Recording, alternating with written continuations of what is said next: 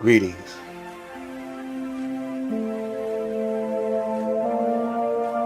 Elder Blacklight. We were on the lesson book on the last video.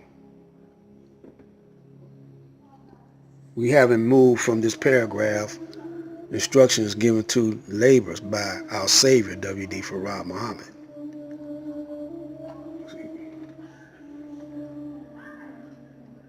You always got to go back to the root. Master Farah Muhammad is the root of this culture. Some of us call it the Nation of Islam. Some of us call it the Nation of Gods and Earth.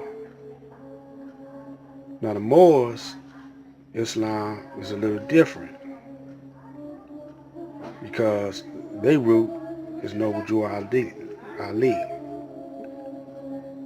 The black Christians, Ethiopian Christians, is Marcus Garvey. But Marcus Garvey studied a long time under Daus Ali in Egypt, newspaper man. But don't forget that the Coptic Christians are based in Ethiopia and Egypt. And the Prophet Muhammad, 1400 years ago, sought refuge with them and they gave it to him. You see? Because they were fighting the same enemy. Even Prophet Jesus were fighting the same enemy that we are fighting today. Their enemy is the so-called Jews.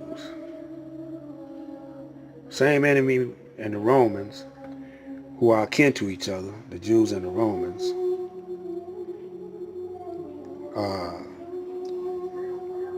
That enemy is the same enemy we are fighting today. See? Now you got all these young black so-called warriors coming up right on YouTube today, and they not connecting these dots together that I just told you. So you're going to remain disunited when you don't go into the root of things and connect the dots. You got brothers now saying, well, black people was over in China. Black people is everywhere. Look, the Hawaiians are black people, the original Hawaiians, the Aboriginal man of Australia, Eskimos, the Untouchables over in India are black people. Chinese, we got some Chinese black people, Japanese black people on every part of the earth. Now the only one that's not ancient is the Caucasian.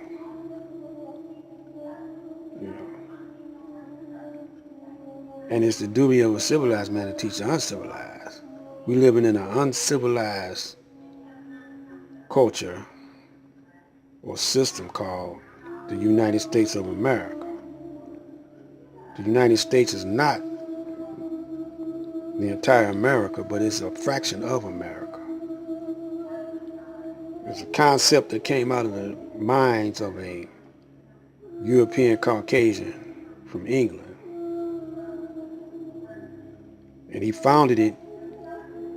He was a savage thinking guy when he founded it, but he uses our ancient knowledge and wisdom as a tool against us.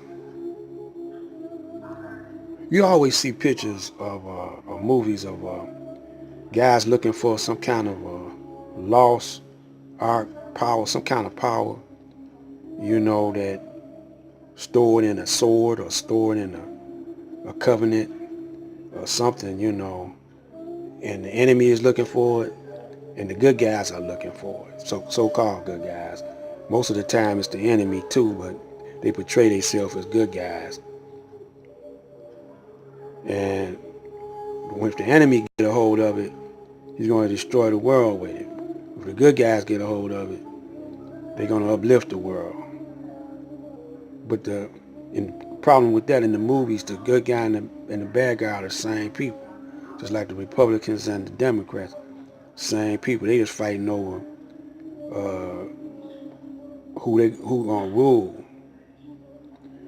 But it says here in the Supreme Wisdom,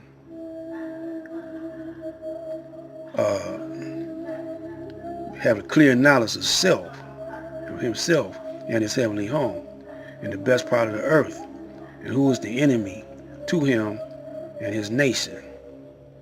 And we living over here in America, United States of America, we can't practice or live our full culture, which is a righteous culture. We can't live it, you know, because of the money situation. Everything is based on that money, you know, which Jesus ran the money changers out the temple, and Muhammad ran the idol worshippers and money people out of the Kaaba, so forth and so on. Moses had the golden calf he had to deal with, you know. So you got to line all these dots up, connect it up, so you can see the big picture. If you don't see it, then you'll always be a sucker. It's a black light.